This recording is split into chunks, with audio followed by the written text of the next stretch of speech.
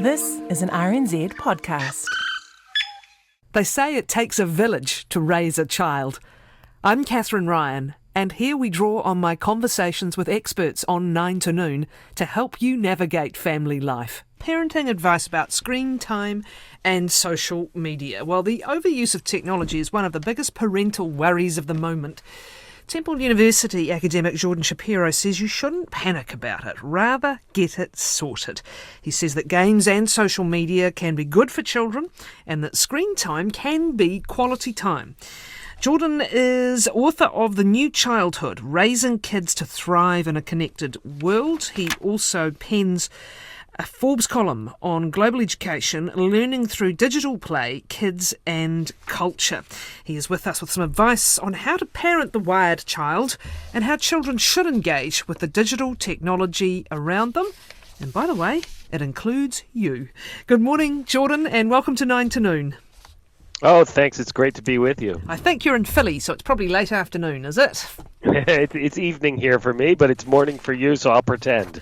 Tell me about the research that you've done over the last 5 years or so in particular, as we've tried to sort of separate the worry and the perhaps justified concerns from the reality that these are our kids' lives. What kind of work have you done?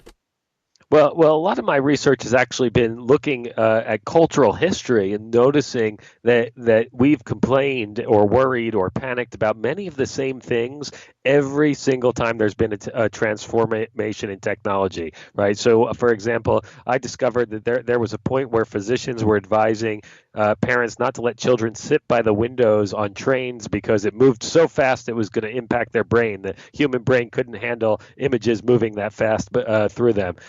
You just find all of these concerns. And what I realized in that is that so many of the things that we tend to think of as the sort of essential parts of childhood, things like wooden toys, things like the sandbox or the playground, these are actually things that were created for the industrial era, during the industrial era, in order to teach kids the kinds of skills that they needed in order to be good citizens living in industrial economies. And so what that brought me to was to look at how the world is changing and to realize, hey, we're going to need to develop new kinds of play for kids for a different kind of technological paradigm and a different kind of economic paradigm. And I think a lot of that's already happening. And as I studied play and studied how kids learn through play, I found that many of the things that we know work still exist in the digital world. Of course, this isn't a replacement for physical play, but it's also not this horrible thing that has none of the benefits of play. I guess that balance is the mission that we're all on. I was speaking recently to another researcher based out of the States who said it's quite startling that kids are, and she wasn't being sensationalist, she had some data to back it, kids' spatial awareness and even balance develops with physical exploration. So the physical matters. What you're pointing to is a very different world where the digital absolutely matters. And they are going to need both the skills and the personal management skills. So how do you come at the question of how much and what kind of digital screen activity? Well, I don't think we really know. People always say to me, what's the right amount of screen time for kids? And I always sort of want to tease them and say, well, you should do exactly 83 minutes. If you're 1 second over, there'll be brain damage, right? Because it's so absurd to even ask as if there's a right or a wrong thing. I think it really depends on the child, and it depends on what they're doing. So, for example, you could have a child who's so excited about building, let's say, programming electronic music with their laptop. If they spend 8 hours composing electronic music, I doubt that's going to bother parents in the same way that video games bother them. So I think we really need to think about what's happening, whether or not those things that are happening match with our values, and also be concerned about whether or not our kids are getting enough physical activity, whether they're reading enough, whether they're doing enough non-screen activities. So what is it that you suggest to parents? I hinted at one of it in the introduction. You should be involved. This shouldn't be entirely their space all the time while you get on and watch whatever, Netflix drama you want. How do you sensibly get involved with kids at various ages in order to understand what they're doing, apart from anything else? Well, I would say not only to understand what they're doing, but also to guide what they're doing. When I was doing research for this book, I really thought this through, and I went, it's almost crazy if you think about this. In any other part of our children's lives, we hold their hands and guide them for years and years and years before we let them loose. But for some reason with screens, we just let them loose, right? When my children were very little, I took them to the playground. I climbed on the jungle gym at the playground with them, and if they hit another kid, I said no hitting. If they didn't share, I said you must share. I said no calling names, right? I was constantly intervening and teaching them appropriate behaviors for these spaces. When I taught my kids to cross the street, I held their hands probably for a decade before I really said, okay, now you're free to do it completely by yourself. But for some reason, when it comes to social media or video games, parents go, okay, well, that's your thing. I'm going to go in the other room and ignore you. And then we're surprised that they don't know the good behaviors, that there's cyberbullying, that there's angry tweets, but when were they ever supposed to learn these things if parents didn't guide them? So I'm not even asking for anything extreme other than saying, hey, parents, how about we apply the same good parenting that we all know how to do in so many other places to this place? So on the social media front, that is perhaps the area that causes the single most concern to parents, because they do worry about bullying and targeting. Yeah. Again, if you could pick a couple of different ages, because this is the other thing, when should my kid be allowed near Facebook or social media? I take your point. It will be different for each of them, but could we break it into the first interactions they have and how to do that appropriately, and some suggestions on good places to start? The education. The first thing I would say is just to calm people's fears a bit about the cyberbullying. When you look at the real numbers on this, I think it's something like 4% of kids report cyberbullying. There's still 40% of kids who report real life bullying, right? So it's not like social media has more bullying than the rest of the world. In fact, less. It seems like, but. To get specifically to your question about when, I've often said that it's almost shocking to me how late we do it, right? I think on average, if you look at the data, it seems to be around 11, 12, 13 years old is when we first allow kids on social media. And I think about this and I go, wait, 11, 12, 13, that's when suddenly they're going through puberty, they have hormones, they're interested in risky behaviors, they want to ignore everything their parents say. That seems like a terrible time to get them started in a dangerous place. It would seem to me that we should start that a lot younger, at the point where our kids want to listen to us, at the point where all they want to do is make friends, at the point where they want to be kind. Of course, monitoring that, because there's certainly things to be worried about. But I don't know how we're supposed to guide our kids if we wait until the moment when they don't want our guidance in order to introduce them to this thing. So I've often suggested that I think social media should start much younger. It should start, maybe even at 7 years old, but not on the giant public platforms. I would like to see large families with lots of relatives have their own private social media networks that the younger kids can be involved in. I would like to see maybe church groups have social media networks that are closed, so that grown-ups can then model positive behaviors, right? Then we can model how you interact with each other, right? We can model how you could possibly do pro-social teasing, right? Because I often tease my brothers in ways that are full of dignity and respect. And if we could teach our kids to do that kind of friendly teasing rather than the kind that really hurts people, I think we get in it. We'd be in a much happier place. But that's something that kids learn from watching grown-ups and imitating those behaviors. So unless they have the opportunity to do that, then I think we can expect a lot more of the same scary stuff that we're seeing right now. It's part of the problem, though, that there is a dearth of suitable, closed, age-appropriate social networks for kids to learn these skills on, because parents are worried about the private messaging services. They are worried about the more adult and open services. And are we lacking an option for the kids to learn these skills before they hit adolescence and early high school? Well, I think we're lacking that, absolutely. But part of the reason we're lacking it is because there's no demand for it. And I think if we were able to shift to that parental attitude where parents wanted these, where football teams wanted, kids' football teams wanted them, where churches want them, where families want them, then I think the demand will exist and they'll start to get built. and and then we'll be able to model those behaviors. The other thing to model is that balance of in real life versus online.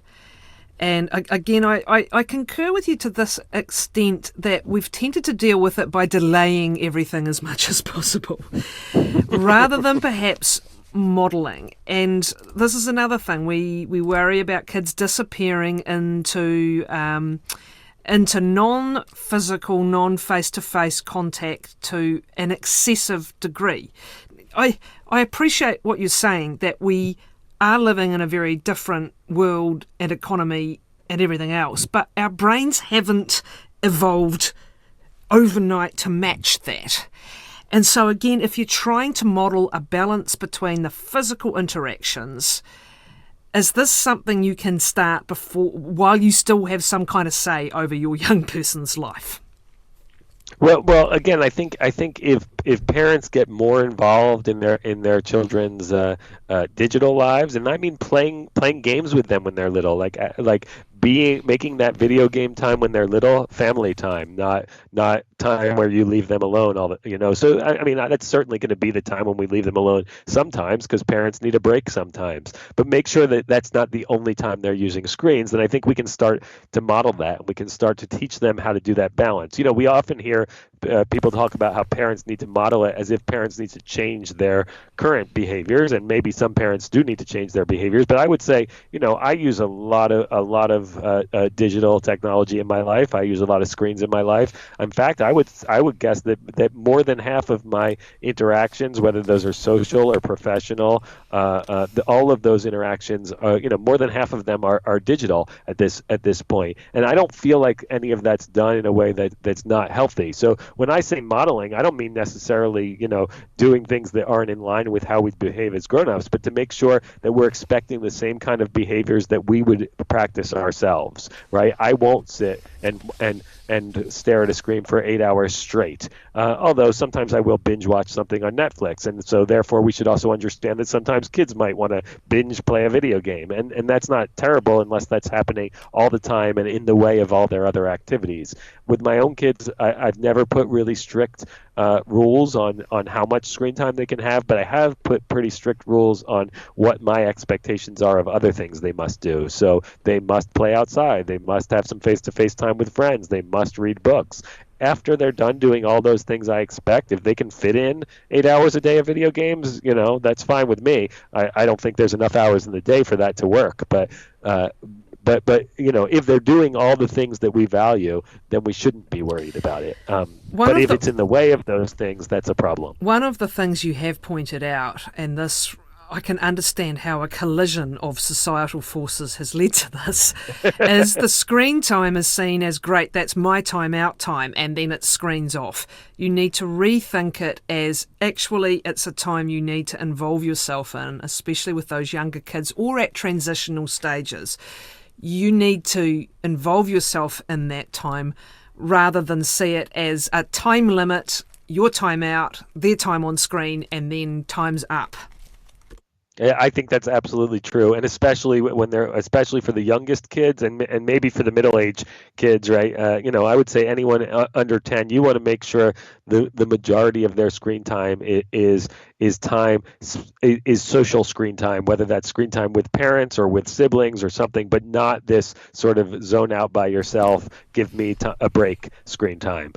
Now, that being said, a little bit of give me a break screen time is not gonna hurt anyone, but I think we do have people who think, hey, if I give my kid a video, an iPad for 4 hours, then I can get a lot of work done, and that might be fine when they're 14, but that's hurting them if they're really young.